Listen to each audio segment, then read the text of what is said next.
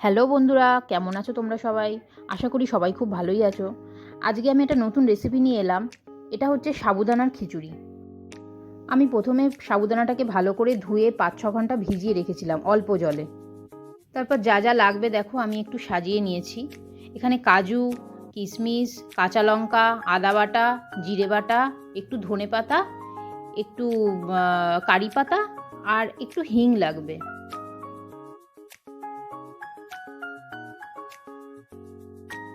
এবার একটা বাটিতে আমি কিছুটা আলু কুচিয়ে নিয়েছি, একটা ছোট আলু নিয়েছি।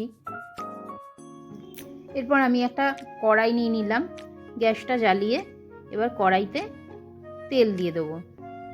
তেল দেওয়া হয়ে গেলে আমি একে একে ফোড়নে একটু গোটা জিরে দেব, গোটা সাদা জিরে, তারপর একটু হিং দেব।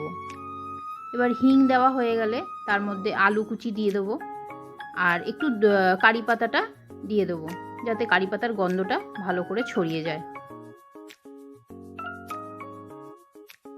এরপর এর মধ্যে আমরা একে একে আলু দিয়ে দেবো, যে কুচিয়ে আলুটা রেখেছিলাম সেই কুচানো আলুটা দিয়ে দেবো। তারপর আলুটা একটু ভাজা ভাজা হয়ে গেলে এর মধ্যে আমরা লঙ্কা কুচি দিয়ে দেবো। এবার লঙ্কা কুচিটা দিয়ে একটু নাড়াচাড়া করব। এবার এর মধ্যে আমরা কাজু বাদামটা দিয়ে দেবো। এবার কাজু বাদামটা দিয়েও খানিকক্ষণ একটু নাড়াচাড়া করার পরে আমরা কিশমিশটা দেব। এরপর আমরা এর মধ্যে একটু নুন দিয়ে দেবো। নুন দেওয়া হয়ে গেলে একটু সামান্য হলুদ দেবো। এরপর এর মধ্যে দিয়ে দেবো একটু জিরে বাটা আর একটু আদা বাটা।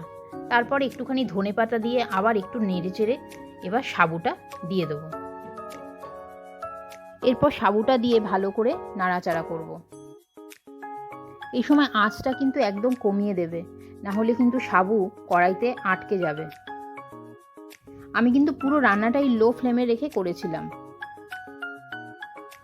তারপর 2-3 মিনিট এইভাবে সাবুটাকে নাড়াচাড়া করার পরে আমরা একটু ঘি দিয়ে দেবো।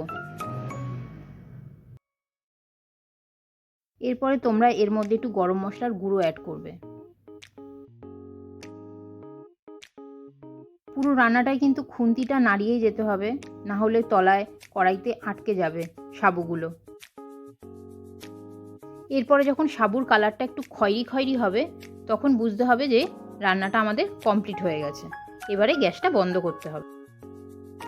এরপরে এই থালার মধ্যে আমরা এই সাবুদানার খিচুড়িটা ঢেলে নিলাম। তো এইভাবে তোমরা সাবুদানার খিচুড়ি ঘরে তৈরি করতে পারো। আজকের মতো তাহলে বন্ধুরা এখানে বিদায় নিলাম। পরবর্তী ভিডিও নিয়ে আবার আরেকদিন তোমাদের সাথে দেখা হবে।